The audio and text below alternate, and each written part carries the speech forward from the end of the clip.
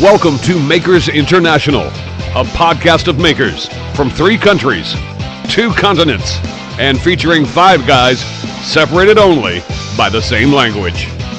Here's your host, Richard Morley. It's all right, no worries. Just, okay, go. Fine. So, hello.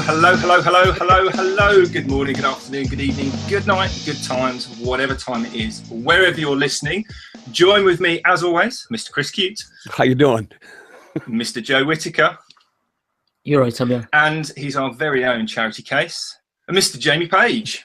How you doing?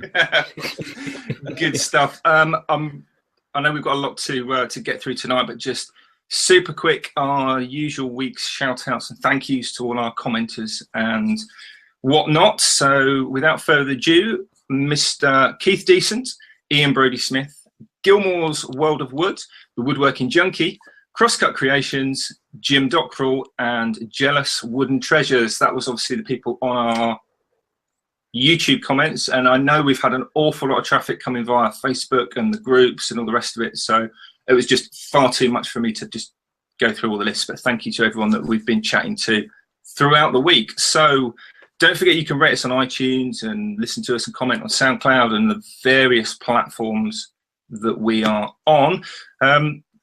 Chris, do we have any random listener questions this week? Actually, we don't, but we do have a subject that I want to go ahead and let Jamie take care of. Jamie, if you want to go ahead and talk about what, because something went live last night that has very much to do with what we're going to be talking about today. Go for it, Jamie. Yes, the thing that went live last night was the Makers Make It Matter auction. It was started by Steve Twidell from Temple Boy Turnings.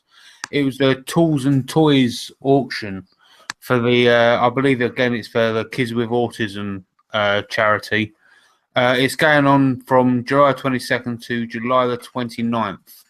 All you got to do is sign up to the website, which is makersmakeitmatter.com, and then go to the Tools and Tools auction, make the bids, and on till the 29th of July. So yeah, that's what I had to announce. Next Saturday at midnight, the auction ends? I believe so, yeah. I believe it's running Greenwich Mean Time, the clock, as far as I'm aware. Jamie, for the people that don't know, and now hopefully I'm not catching you off guard either, but for people that may not be aware, what is the charity that's going to benefit this year? Or I believe it's Kids with Autism again. I could be wrong. Okay. But it's definitely based on children. Oh, yes. Yeah, okay. It's always based on children. Okay, awesome. Cool. And what's the bill? Because I know, Steve, if you ever listen to this, I've got to apologise to you wholeheartedly because I said to you that I would be in this one, and I fully intended to, and time's got away from me, and I just haven't had a chance to do anything. I'm so behind. But just because you mentioned Greenwich Mean Time, Jamie, just to confirm, that's UK time rather than. Because we're on British summertime, so we're actually an hour. And I know these time zone things gets completely confusing, but it's basically UK time. Is that right? I believe so. Yeah. Right. Good. So that's worth double checking for people. So yeah. Okay. Cool. Now, just very quickly following on from that and leading into everything that we're going to talk about, Joe, you're currently working on some charity stuff. I know with Birmingham Children's Hospital, aren't you? Yeah, that's right. And Tool Stop and DeWalt as well. So it's like a bit of a collaboration going on. Because you've already put one video out, haven't you? That was your lamp. Yeah, well, the thing is, it's like we've got roughly 5 projects planned. Might go into 6 because like I'm always coming up with more ideas, sort of thing. But it's basically I got the first one done, which was a cityscape light, and I'm still waiting to hear back from Tool Stop, because they've been in touch with the Children's Hospital. Because originally, Tool Stop was going to run the auction themselves. But then after they contacted the Children's Hospital about the best way to like raise the funds and stuff, the Children's Hospital actually want to be involved with it as well. So it's like a bit of back and forth between the two about the best way to go about it. But as soon as I know when the auctions are going live, that's when I'll spread the word and try and get as much money as possible. But as far as the other projects, still in the planning phase for the second one. I know what I'm making, but I don't want to share it just yet. I want to keep it a surprise. That's I've got to fine. get the materials and get cracking. I totally understand with that, because obviously you've got a slight sort of skew on that sense, I guess, because if you're doing just a normal charity build and all the rest of it, but you've got the sort of the video side of it to think of as well, I guess, and you had your little mishap with what originally happened. Yeah, exactly. So, that's the trouble. I don't want to kind of force you into a corner where you have to feel like you've got to tell us what you're making, but do you reckon you'll revisit, not necessarily for the charity thing, but just in general, do you reckon you'll revisit the concrete idea, or are you going to put that to one side for now? I'll definitely be going back to the concrete. Maybe not the same project, but I definitely want to do another casting of concrete. I've had a different recipe given to me by a landscape gardener who does a lot of.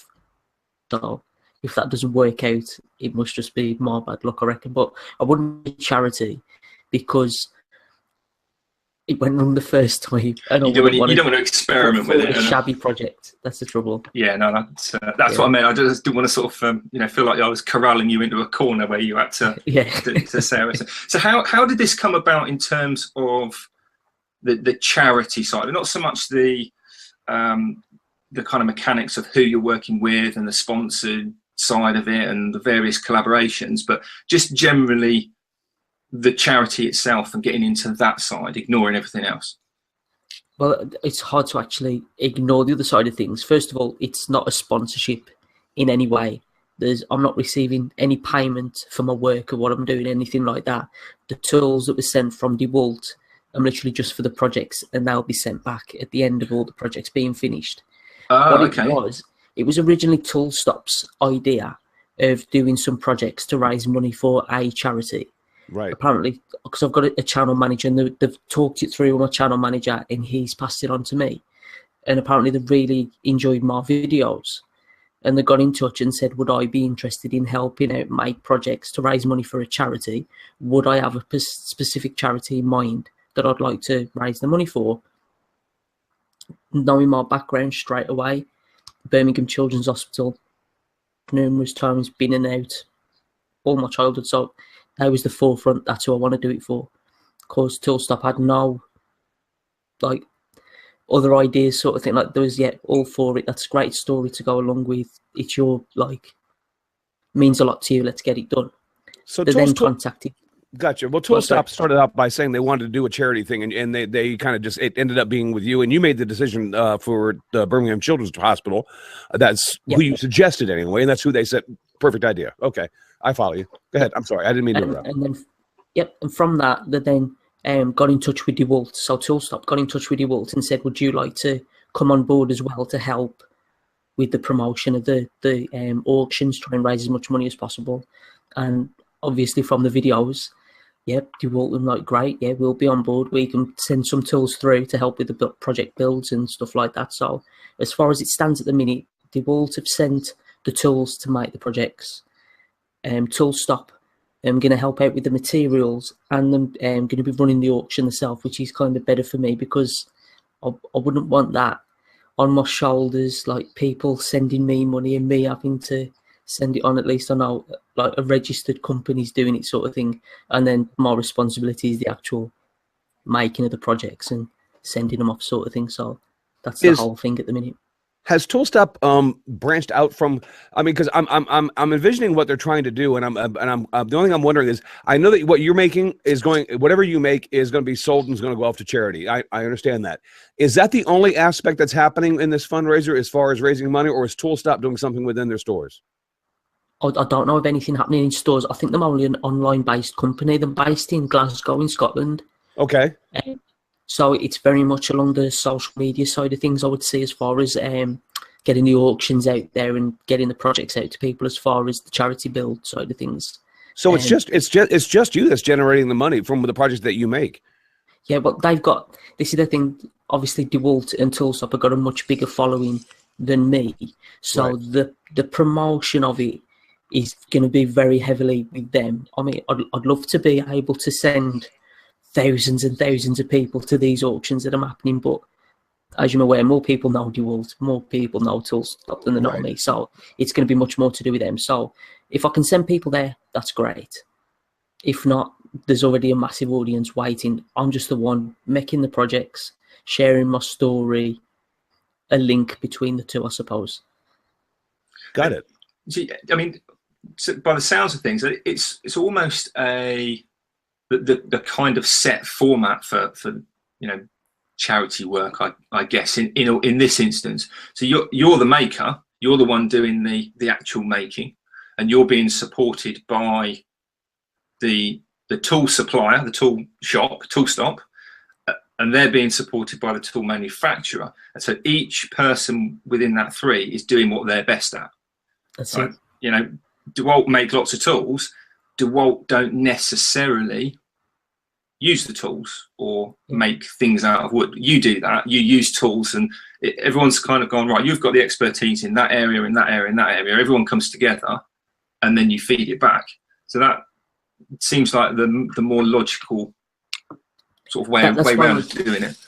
The choice of words I chose, I thought collaboration is the best way to describe what we're doing, because everybody's chipping in what they know, as you've just said, and that's what you do in a collaboration. We're working together to try and raise as much money and awareness as we can. And I think that, like you were saying, that's what a lot of the charity work actually happens. If you look at fundraising marathons and getting in baths full of beans and stuff like that, there's all that kind of same aspect to it. If you have the person doing the work, you have the people helping raise awareness for it, you have the people organising the events, and everybody gets involved when it's charity. I don't think anybody says no. Yeah, but I mean, just the fact that it's for charity, if you put that to one side for just 1 second, it's like any area of life. It's people getting together and using their little areas of expertise, linking them all together for one common cause, which in this case is to raise money for Birmingham Children's Hospital. Exactly. Yeah, you might have different end goals, but it's the same process. Yeah, I mean, it doesn't matter whether you're making a bookcase, for example, or a cake, or you're running a marathon. If you're good at running, then don't bake a cake, you run a marathon. Presumably. Wonder if you could bake a cake whilst running. That'd be interesting. Oh my God. Well, you see some wacky costumes at the London Marathon. I can just imagine a baker with a kitchen table mixing. Oh my God. Wonder if you can eat a cake whilst running a marathon. That I would like to see. I'll give it a go. Or you could just be the cake. My gosh, Joe, first of all, much credit to you for doing what you're doing. I understand why you're doing what you're doing, and I think it's admirable that you're wanting to pay back for the people that obviously assisted you, and if they weren't there for you when you needed them, you wouldn't be here today. And so it's not a hard call. It's not a hard call for you to say, yes, I'd be happy to do anything I could to help these people out. If that wasn't there, though, Joe, how would you approach doing what?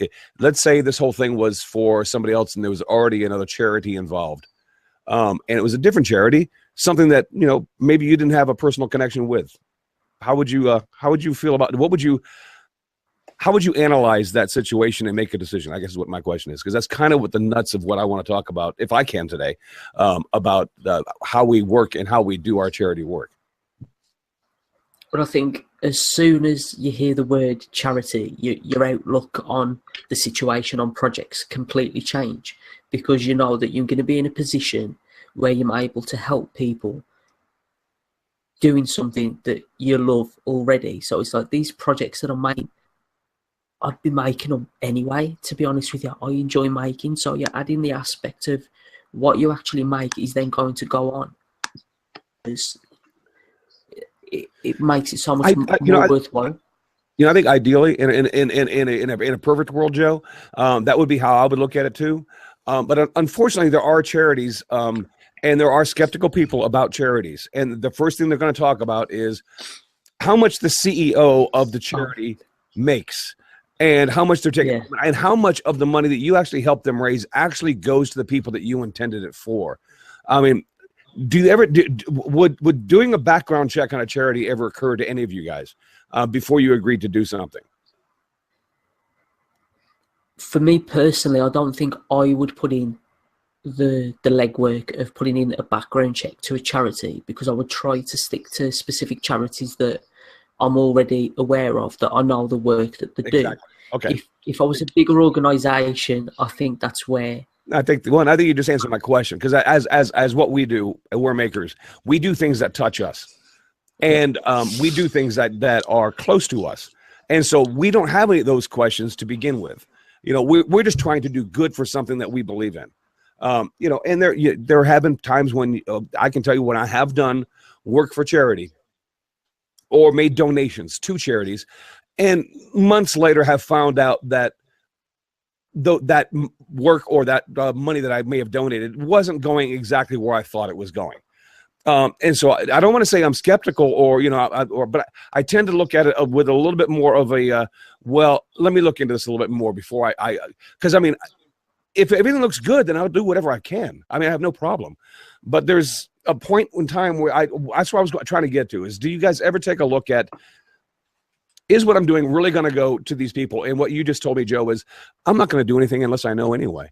And most of the time, I'll be honest with you, I don't do things unless it's for somebody I know, or somebody who's working on something. Most of the charity work I've done has always been somebody that I knew and trusted and was happy to do or help them out in something. Whether they did the background work or not, I didn't care at the time, because they were a friend of mine and they were trying to do a good thing, and I also want to support my friends and at the same time do a good thing. But Richard, have you done any of that kind of work? I did the last Makers Make It Matter charity thing, where I did the Toy Story Sarge height chart. I forget whether it was a router project. And for me personally, the only cost for me personally was time, and so it didn't cost me anything really, because as Joe's already alluded to, if it's something you're likely to do anyway, then it doesn't matter whether it's for good or for just the sake of doing it. So yes, I have done sort of charity work in that sense. But going back to what you were saying from the skeptical side, a lot of our listeners will probably be aware, certainly those in the UK, of a horrific tower block fire that occurred in London weeks ago. Yeah, I remember that. And there was I can't remember if I read it in the paper or online, or whether it was, I think it was on the news TV program, but the story was alluding to the fact that very, very quickly the communities banded together and were helping those that were affected, and we're also helping those that were helping those who were affected. So it wasn't just a kind of a first line response from charity people as such. Right. That people were helping the sort of the periphery of the help in general, if that makes sense. Got it. And there were a lot of these pop-up, or they were referred to as pop-up fundraising charity things online. And many of them were 100% legitimate. The money that people were raising were going to those that were affected and all the rest of it. But there were a lot of people who were just jumping on the bandwagon to raise money to pocket it. And these people were not everybody, I presume, but there were people who were caught out. Yes. No. Being dishonest around it. So it doesn't matter. It doesn't have to be charity. It could be anything. There's GoFundMe's. There's a website in the UK, Just Giving, where people can just say, "I'm doing this. Who wants to send me money to help do this, whatever this is?" Right. And some people are dishonest about it, and some people are 100% honest, and it's up to those individuals that choose to partake and donate and help to kind of filter out what's legitimate and what's not. And in some instances, you take a punt. So for me personally, the legwork is, if that's coming from somebody who I'm aware of, I know, and I've got no reason to distrust, yeah, absolutely. If I can, I'll more than help. And I guess a lot of people are like that. I mean, that's just, I guess, the moral side of it for me. Yeah, but charity is also, I mean, you say the word charity, and correct me if I'm wrong, guys. When somebody hits me and says, what do you think about charity, doing things for charity? I automatically think about organizations. But that's not always the case. It could be individuals. It is individuals. And because I can tell you the majority of the charity work that I have done, the people that I did it for would cringe and feel horrible if they knew I described what I did for them as charity, because they're too proud. There's like, I don't want your charity. Most of the people I know don't want my charity, but we all have people we know who need help from time to time. And so it doesn't matter how you want to label it. It is what it is. It's you taking time out of your day to do something for somebody that you know is in need and could use this. And if you did this, it would make their life better. And so you do it. That's charity. People don't like to be associated with getting charity, but honestly, we're talking about the same thing, aren't we? When you break it down, you break down the definition, and it's like we're in that very unique position by being makers. I don't think there's many aspects of life where you can help out a friend in a way that is maybe classed as charitable, but when you take out your time, expenses, materials, the end finished product that you make, and you give that to a friend for nothing, maybe not in the background of your mind thinking it's a charitable donation. You're my friend, you're not going to charge a friend for your work or whatever. But yeah, when you actually look in the dictionary, what's the definition? That's what you've just done. It's technically that's exactly what you have just done. I guess what I'm trying to get into is the mindset of doing that, because I don't necessarily do charity work thinking I'm going to do something for charity, and I'm going to let everybody know that I'm doing something for charity because I'm such a swell person. Because the last thing I think about when I think about charity is getting credit for myself for doing it.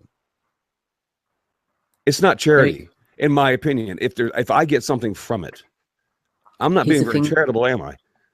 I've got kind of the same look at it, but also by saying it's also a very selfish thing to do with supporting charities. I support charities because it makes me feel good. I get pleasure from helping others. But you know what, Joe? I think that I agree with you that you can classify that as being selfish. You can classify that as being selfish, but I classify that as you reassuring yourself that you're a good guy. But that's what I mean. Like, I think human nature. Yeah. No matter how deep you go into something, I think if you didn't want to do it, you wouldn't do something you don't want to do. And I think you actually take a step back and look and think, the reason why I donated that £5 to that guy who was running a marathon was because it made me feel good when I gave that £5. I was helping somebody. Like, that's charity. That is charity. But if you look at it as, hey, this is how I'm going to buy my ticket into heaven by doing this. You know what, guys? I got a funny feeling it don't work that way. Could be wrong. It's the mindset going into it. Because if you're looking for something out of it, which gets me into a different point about doing things for charity, because businesses do this, and I understand why businesses do this. Businesses, and I'm not going to mention names, just Richard's Bicycle Shop, nationwide company that makes tricycles that don't actually work. Anyway, they only have two wheels for a start. but everybody loves them, and everybody buys them. Well, Richard's wants to do a charity. Richard's Bicycle Shop says, we want to do something for charity. Let's get with the charity and get our name plastered all over every freaking leaflet we can with this charity as the beneficiary, because everybody's going to know that it's us being the good guys. Is that really charity? Or is that just kind of a sneaky promotional thing? Well, I think that's dependent on I think that reflects more on the individual who's making their mind up one way or the other than it does. For me, it is a very thin line. So I'm thinking of London Marathon. I remember growing up, the sponsor of the London Marathon was Mars, I believe. They make the chocolate bars. Right. Okay. And then a few years later, and I think still at the moment, I might be wrong, but it then went to Flora, who make like margarines, butter, spread and stuff. So there's two companies straight away. Now to do an event like the London Marathon, and I pick that because I know a lot of people use the London Marathon to raise money for stuff, sponsor me £1 for every mile I complete, or for every minute under 3 days I do it, or whatever the thing is to make money. Sorry, I'm just going to close the door. Hopefully that's blocked out the noise, hasn't it? Yeah, I don't know. So it takes a lot of time, energy, organisation, people to organise an event like that. And that in its own right is likely to cost money in this day and age. So to sponsor that helps pay for that, so it doesn't have to come out of, you know, entry fees, or, you know, money's got to come from somewhere, and presumably it's not coming out of the funds of the people that say, I've just raised £10 for, you know, whatever it is.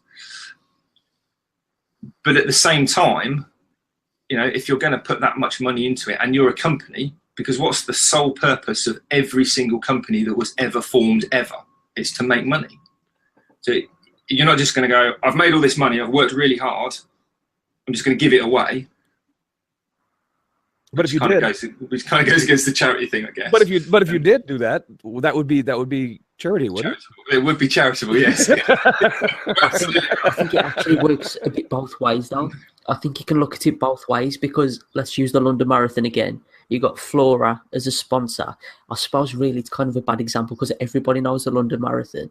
But if you've got quite a small charity and a really big name sponsor, you could argue that the charity itself will get a lot more coverage by having Flora as a sponsor. So the charity benefits from being linked with a big company that people trust, and the company gets benefits from being linked to the charity that people trust. So I think there's benefits on both sides. Take away the money. So it's a win-win, and I know I'm really trying to split hairs here, guys. And I don't mean to put you in this quandary, but but there are cynical people out there that look at things like this and ask these questions. So somebody has to, and so today I'm going to be that guy. I totally agree. I totally agree with that. Today, and so before we get these questions in the chat, I just figured we should address them now. Joe, what you're talking about is a win-win situation. The charity gets the money and the attention that it freaking deserves, and the tool company, whoever is affiliated as the title sponsor, that gets the accreditation for being part of it and being the driving force behind it. So that everybody is a win-win. It's just different. One is receiving things that we all donate to. This is the person that we really want to help right here. This guy's just catching the residual effect. Yep. Right. So that's what we're talking about. And that's what I'm saying is does anybody have a problem with that? Not personally, but I could have. I mean, let's go back to the marathon. You know, let's say that the marathon organisers picked Marlboro brand cigarettes as a sponsor. Yeah, so you've got the healthy activity, presumably, of running 25 miles in a marathon versus the unhealthy act of being sponsored by a cigarette company. Those two. Well, here's a good example. Do you remember the World Cup, or the trouble that happened with the World Cup, because they were sponsored by McDonald's and Coca-Cola? So you got like the world's biggest sporting event being supported by fast food and junk like drinks and stuff like that, and there was all a big debate: should they be allowed to sponsor that event? Sorry for putting in. I just thought that was a good thing to bring up. Well, and I think that's a sign of the times, because that was. I mean, I remember Coke sponsoring. I don't know if it was the World Cup or the European Cup, but it was certainly that was about 20 years ago. You know, things have moved on, attitudes have changed, and all the rest of it. So that's a very delicate sort of. You know, because presumably there's more than one potential sponsor for an event. So who do you pick? Do you pick just the one that's going to throw in the most money in your direction? Or do you want to kind of balance that off against who's going to be a potentially more beneficial sponsor in terms of appropriateness and coverage and the kind of longevity about it, rather than just the instant receiving of a big check? Right. Didn't McDonald's sponsor the London Olympics? I think they did. No idea. I think that might be what I'm getting mixed up with. I know there's a big controversy over it. I'm going to sidestep that just because I want to, but I want to bring in somebody that we're all very familiar with, gentleman from the chat, and I believe Jamie's been following it, so he understands who I'm going to be talking about. Sterling Davis has a point here that I think, and Sterling, I can't say that I disagree with you at all. I'm just trying to play the bad guy today. But Sterling Davis wrote to us. He said, "I do charities to help the organization that helps the people that can't help themselves. With that, in order to raise money, you have to let people know. It's not to brag, but to get the word out. It's a very different thing to do. Everyone is not dishonest, and not everybody wants to be recognized. They just want to do the right thing and help. He says, only you know your reason for doing it. And I hope it's because you want to be kind. Yeah. And I can't, and I'm just like, again, I'm going to clarify because I know I've been the jerk so far. I'm just trying to play the bad guy because there are skeptical people out there, and none of them are sitting here today. And so I figured I might as well be the one to bring up the bad point. So, Sterling, I don't disagree with you, my friend. that kind of goes back to what I said, reference. It's kind of the onus is on the individual who's making their mind up, whether it's skepticism or that is the key purely out of the goodness of your heart. That is the key point to what he's saying. 99% of people that want to raise money for charity are genuine, but you do get that 1% of people that can quite easily pick up a charity box that looks like this, go and stand in a high street and go, look, I'm raising money for charity. And you're going to get people, if you're on a busy high street, that will put a lot of money in them pots and then go home with them pots full up. Without any recognition whatsoever, exactly. And just knowing that they hopefully did a good thing, right? And all it takes is for someone to walk past and just go, "There you go," and they don't even ask. They don't even ask questions like what you're raising money for, etc., etc. And most of the time it doesn't have to be money because we make things, but what we make we turn into money, or we donate for somebody else to turn into money. So charity work always comes down to dollars and cents, doesn't it, guys? Pretty much. I think that was a good link, though, what Jamie just had about the people, like with the collection team standing in the middle of the street collecting. I don't know whether they do it in America, but a lot of charities get permission from big companies in the UK to collect within store. Automatic. I'll use B&Q as an example. I'll commonly go to my local B&Q, and there'll be a lady standing inside B&Q collecting for cancer research. So you have that trust, that you put your trust in B&Q. They've got a legitimate representative of a registered charity in their store. And I think that's a good way of how you've got the benefits. You see it a lot here. There. You trust one another. Joe, you see that here. It's very diverse in how they do it. It's highly popular outside supermarkets where people do grocery shopping. People will set up different fundraisers for different events, and most of it's local. But it's it's a national thing that they're doing. But they'd say the money's going to stay local, and so you trust in that because you're going to that store that you trust in. Like you said, I think that the people that are sitting behind those booths and are thanking you for your donation are people that are honest and they're giving of their time. They're just trying to do a good thing. My only question was to the skeptics out there about charities, and I'm not saying you shouldn't be skeptical because you should. Because some charities are not as up and up and as goody two-shoes as they make themselves sound. I mean, it takes some time to look into these things. But nobody gives, you and I, none of us here today, give anything with any kind of intention of expecting much in return, I would hope. I mean, it's like, if I give somebody, I can tell you honestly, and there's somebody sitting in the audience today that knows this as a fact, I will honestly donate money to a cause. But I will refuse to let that person let anybody know that I did it because I don't want the credit for doing that. That's not the reason why I did that. If it was a premise that I said, I'll donate this, but you have to mention me. Well, then I'm making a sale. I'm not giving anything away, am I? I'm just like, so you can promote me. No, do me a favor, take it. Don't mention my name ever. Just say, anonymous donation. I'm happy with that because then I did it for the right reason.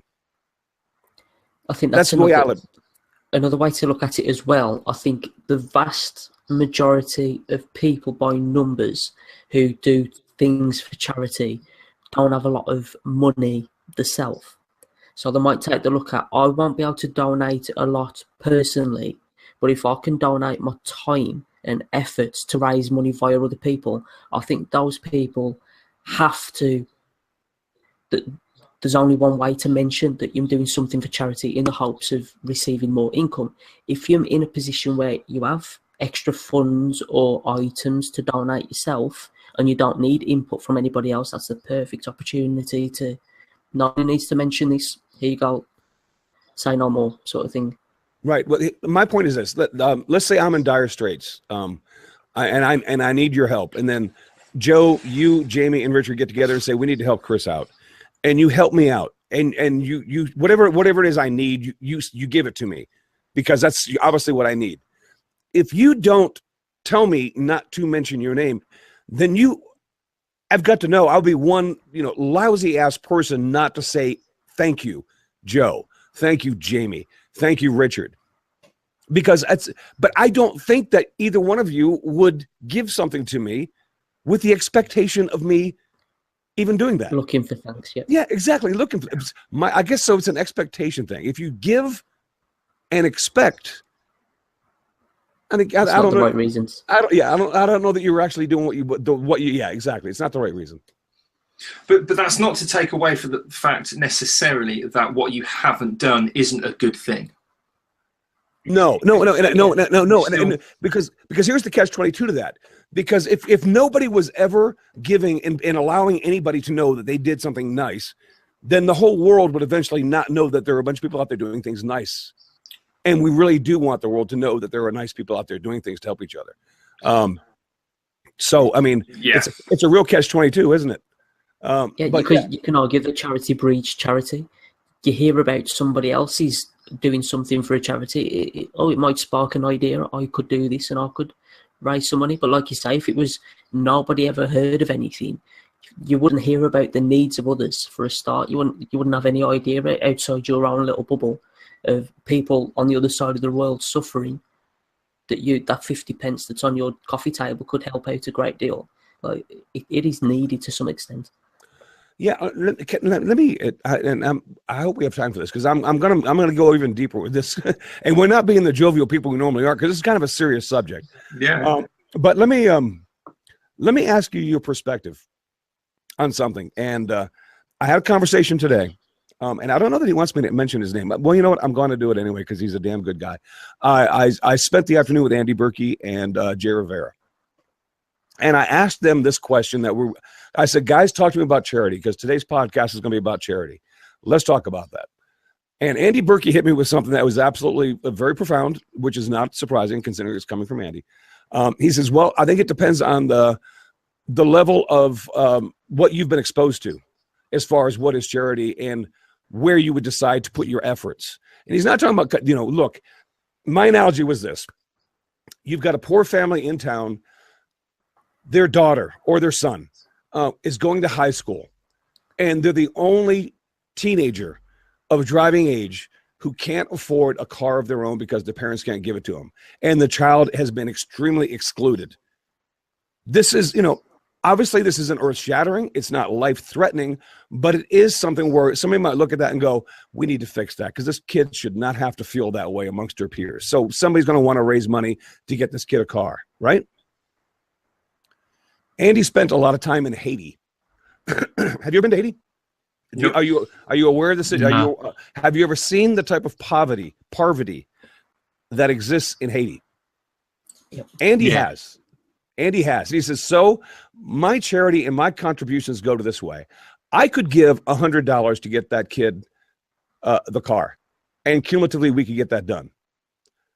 But if I gave that $100 to the kids in Haiti, I could feed 1,000 kids. He says, "What do you think? Where do you think my $100 is going?" It's where it holds the most weight. Exactly. And that's how because I asked him how do you make your decision what you do, and he said that's exactly how I do it. I weigh it that way because it's a very profound thing when you stop and think about it. If I'm going to sit there, and I know we're talking about money, and we're not talking about building something and doing it, but if we're going to build something and have it sold and money's going to be raised, where's it going? Is it going to help the kid who's crying because they don't have a car, or is it going to help 100 kids in Haiti? Which one do you want to do? And it's like the children's hospital. You want to try and help keep a kid alive, don't you? Yeah. Well, if it rather than help someone get a car. Yeah, and I'm not saying that there aren't charity cases that don't deserve your. I'm not saying everybody should donate their money to Haiti. That's not the point. That is okay. Let's get that clear. I'm not saying that, but there's a perspective you need to put on it. If there's this child who doesn't have the car, for instance, and if your only experience to poverty or people who are in need of charity is that, then you can kind of go, oh, well, sure, I'll give you my money. But if you're also aware of the kid on life support in a hospital that only needs money in order to live today, and you look at the kid with the car, where's your effort going to go? Exactly. You have to focus where you're putting your efforts. I mean, if there's nothing, but look, we can't be aware of stuff we're not told of. So It goes back to what we originally talked about before, isn't it, guys? About the people coming in and making us aware of things. So it kind of makes the whole thing is like a world that goes around. And it's a real sketchy subject for a lot of people. And I made it that way today on purpose because a lot of people are really about doing it. It doesn't. The other thing is, it doesn't always have to rest on the financial side of it. Do you remember Nicola that came on the show very early on? Absolutely. You know, yeah, she's episode 4. Yeah. Do you know she's currently in Swaziland teaching Carpentry, women carpentry so they can kind of get on with things. Mm-hmm. Not only that, do you remember she was on? In fact, she talked about it when she was on the podcast on DIY SOS. Which is a TV program in the UK where they do some kind of build or building related thing, renovate somebody's house to do with that has a specific charitable requirement. Her and a lot of other people do things like that. Now that she didn't give them money towards buying whatever was needed for the house. She took her own time, as did a great many other builders and tradesmen, as well as the regulars that do the show, to get the work done. So it's kind of like what Joe's currently doing, and certainly what I did, and I think what Jamie definitely did, and I can't remember whether you did it or not, Chris. If you did, your video is probably in my watch later list. We spent our time making something to then be auctioned away. Yeah, I did. I did do it. I did it with Jason McJay. Jason, yeah. He knew he was just going to be a jerk at some point today. I was trying to bring the tone, lighten it a bit. You've been so deep and meaningful. I needed lightening a little. Well, this is a serious topic. I mean, it's very meaningful because a lot of charities come from our heart. And it's kind of like how you marry the woman you love or you marry the man you love. I mean, because it comes from the heart, and it's like you don't want to give your heart to something that doesn't deserve it.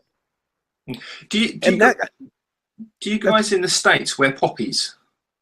Yes, of course we do. In November for Armistice. I don't know. I don't know if it's for. You know what, Richard? I don't know if it's for Armistice. I think it's and somebody out in the chat's going to correct me. Somebody become a better American than I am. I keep thinking it's for Veterans Day. I could be wrong. November the 11th. It's a Veterans Day thing, I believe. Okay, yeah. So you guys call it Veterans Day in the UK. We call it Remembrance Day or Armistice Day, obviously to remember the armistice that happened at the end of the First World War. So every year without fail. Now, around about the middle of October, it generally depends, we start seeing people collecting for the poppy appeal, where you donate some money and you wear a poppy in whatever guise. Now, every single year since about the age of certainly 13, I would donate my own money. Building up to that, my parents would donate money on my behalf, so I would wear a poppy to pay for the poppy, and I'd wear it until the 11th of November. And I say it changes because for me, the very first poppy collector I see in the year gets whatever change is in my pocket. Awesome. And whatever it is, it could be 10p, it could be £10. All the coins that are in my pocket, the first one I see goes in the pot and I get my poppy. If I'm then wandering around up until the beginning of November, and I haven't got my poppy on because it might get pinned to a jumper, I might change my jumper and then go out. If I then see another poppy collector, although I've already donated, I'm not wearing my poppy, so that guy doesn't know.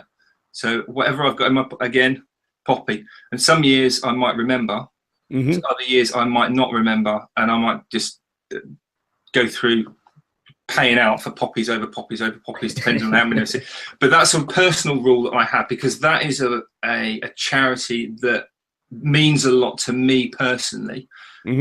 Doesn't mean a lot to other people, means differing amounts to differing people. But it goes back to what you were saying. Where do you have your own links? Joe's got Birmingham Hospital. I've got Poppy Appeal, various people. But it doesn't have to be money.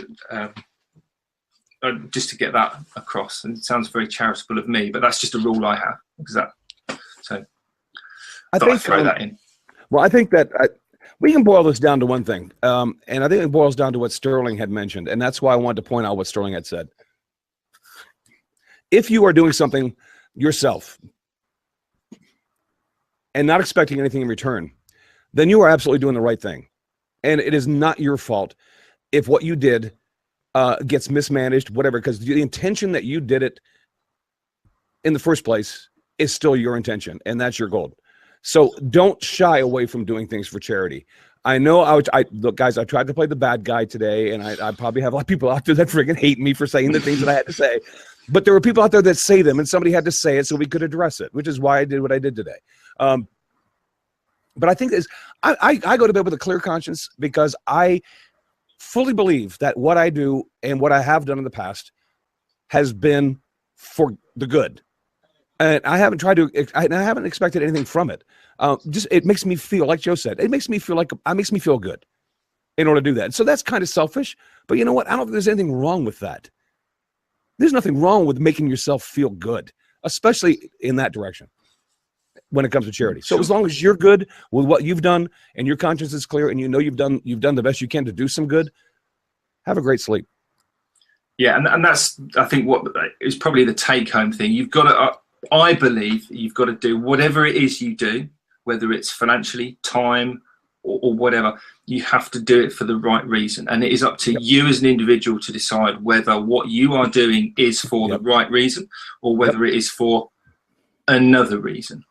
Yeah, because I can't tell you, and you can't tell me. It's like it's up to you. Yeah. Just feel good about what you're doing. I think you'll be on the right track. Doesn't take a lot to be a nice person. No, it really doesn't.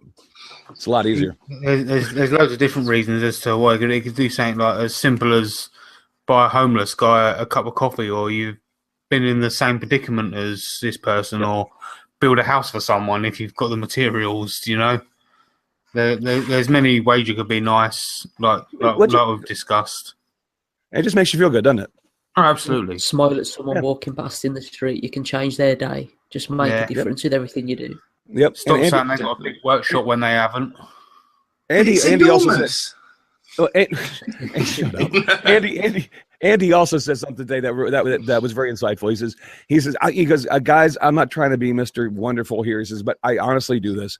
He says, every day I wake up in the morning and I say to myself, I'm going to make a positive impact on somebody today.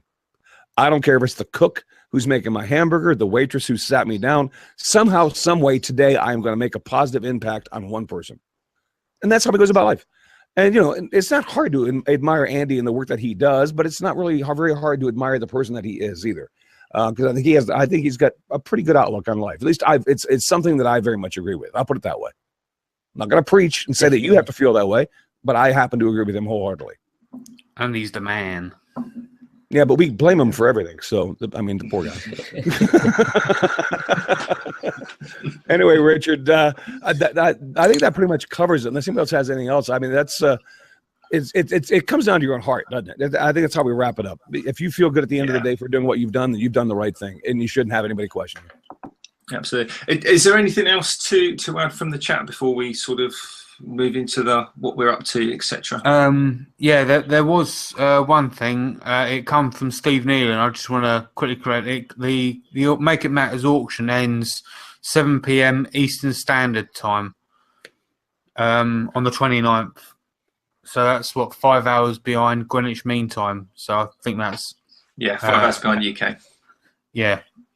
So the link to the auction is over on the Makers International Facebook page, and there's also a link on our website as well.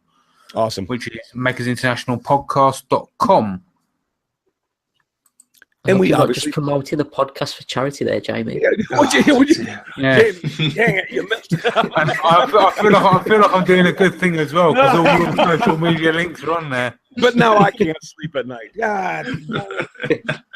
We want you to help a charity, but make sure you go to our website first. Yeah. Yeah. I'm doing such a good thing as well, because all your links are on there as well.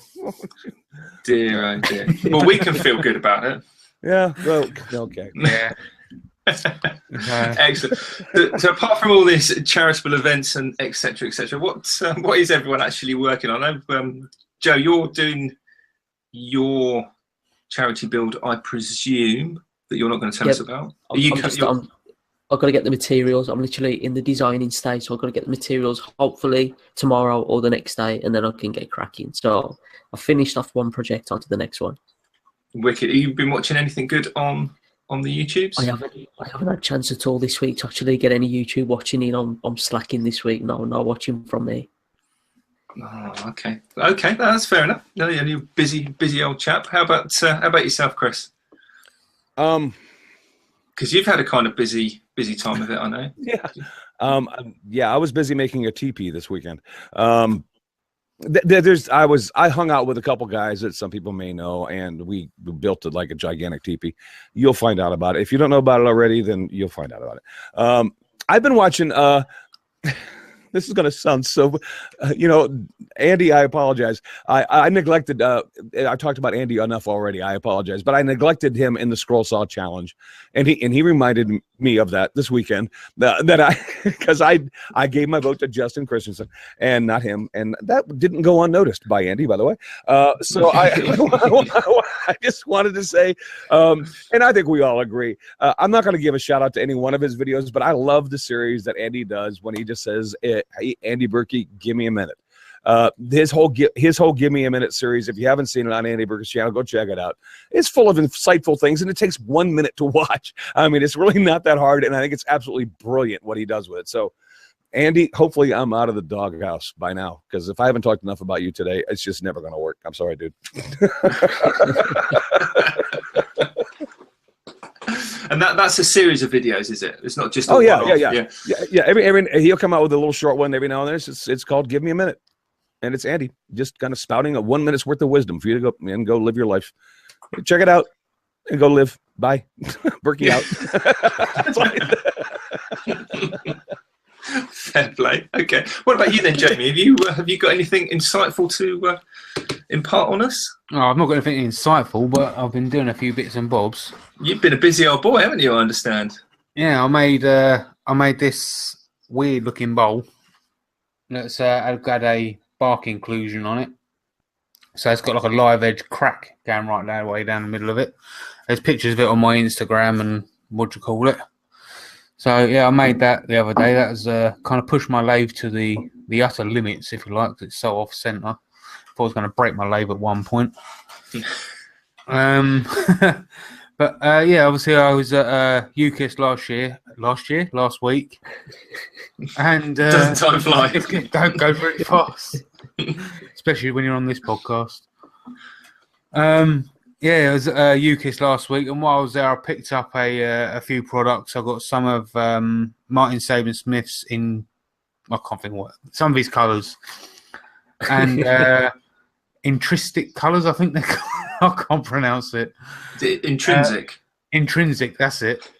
I picked up some of them, and I got some of his microcrystalline wax and his Hampshire Sheen High gloss.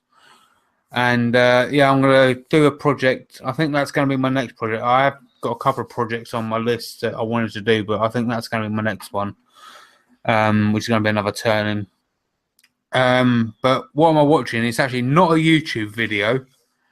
And it's actually, it's actually something I first saw on Instagram, and then I saw it on Facebook, and I nearly fell off the floor both times with laughter.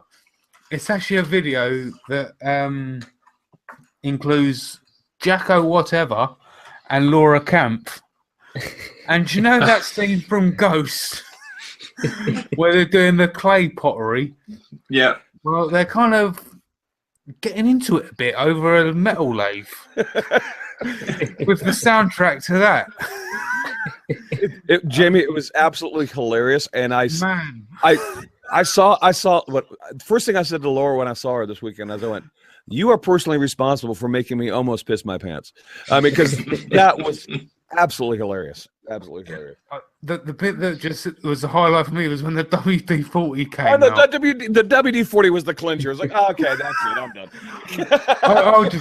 I literally had tears rolling down my face with laughter. It was just brilliant. Yeah. If you haven't seen it, go to Jacko Whatever's Instagram. Obviously not you, Chris. I know you can now because Chris has signed up to Instagram. I actually made a post. I made a post on Instagram, so you guys couldn't make fun of me anymore. So, haha, I'm on Instagram. Or you can go to Jacko Whatever's Facebook page and check it out. It is really, really funny. Yeah, there'll be a link for it in the description. Yeah, I haven't seen that one, but when I did watch with Laura and Jacko was the champagne bottle. Yeah, I filmed that too. By the way, not that actual video. I didn't, but I was sitting off to the side when that happened, and I filmed part of that. Yeah, that was pretty funny. Yeah, I get the impression that it was a lot of hijinks and humour.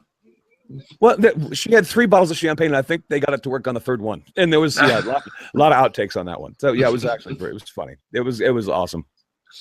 That was a good time. What about you, buddy? Me, I have I've been just mega busy. If anyone's been following my Instagram, social media type stuff, they would have seen a few clippy GIF animated photo things, posts with a lot of window renovations and revamps that I've been doing over the last 3 weeks or so. So they're all now done. I'm just about to start refinishing a couple of old bits of furniture for a client. And I want to re-edit, kind of finish editing / re-edit some videos that I've done previously, a few months back, ready to launch. But I get the impression I'm going to be doing a lot of caravan interior refits very soon. That's probably going to end up being a series of videos. My other half has just got one of these folding trailers that basically unfolds into like a caravan, like a pop-up tent. Yes. Yeah, I think they're called fold-away trailer tents or something. Right. So it looks like a small car, and then it like suddenly becomes this enormous 6-berth tent. It's quite an old interior, so a lot of it needs redoing, bits of electrics and some gas and kind of campsite sort of stuff. So I'm actually really looking forward to it, because we spent our first night away last weekend, just gone, Saturday night, and it's awesome. It's so much fun. So yeah, that's kind of been my thing. But video-wise, watching, did anyone see Gerald, the Red Smith's last video with the leather? Yes. Now, I know he's an awesome artist anyway, but if you haven't watched it, he takes a piece of leather and embosses the Game of Thrones. You'd probably not be surprised at Game of Thrones after last week. But the House Stark. Bit of a junkie, are you? I do like it. I do like it. I can't lie. But you know, not only was the kind of the topic awesome, the actual artwork and the making side of it was just phenomenal, because you know he's a good drawer anyway. He like hand emboss this thing. It absolutely is amazing. So that's definitely worth a watch for people. I don't want to take away from Gerald, but Richard, if next week your shout out happens to be the season 1 of the next episode, we're divorcing you, because that's not the point here. Pay attention. All right. Okay. I solemnly swear not to mention Game of Thrones next week. No, you can, but let's save the shout outs for the folks that friggin' need them. I don't think they do. Excellent. So where can all of you guys be found on the YouTubes, Instagrams and etceteras around? Chris, I'll start with you, because you've got an extra one. You need more time this week.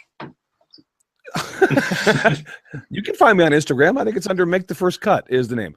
And I've got one post, and it was about the Maker Central thing next year. And I will update my Instagram annually. So you can find me. You can find me also on Facebook under Make the First Cut, and on YouTube under my name, Chris Cute. Awesome. I promise next year I'll have another photo. I promise I will. What about you, Jamie? You can find me on YouTube at JP Woodwork, and Twitter and Instagram at JP_Woodwork. Excellent. Joe? Average Joe's Joinery on YouTube, Facebook and Twitter, and Average Joe's Photography on Instagram. Excellent. Well, make sure you disappear off and subscribe, presumably if you're still listening, to everyone over there, and click the old bell icon and whatnot, so you get notifications of everyone, what they're releasing and when. I've been Rick Morley. You can find me at brainfizz.uk and under my name on YouTube and various other places. We'll make sure that every member of the podcast, all their links are down somewhere that you to find them. But once again, thanks for listening, and you take care. Ready for next week. See you later. All right, guys. Have a great week, everybody. See you next week. Have a week.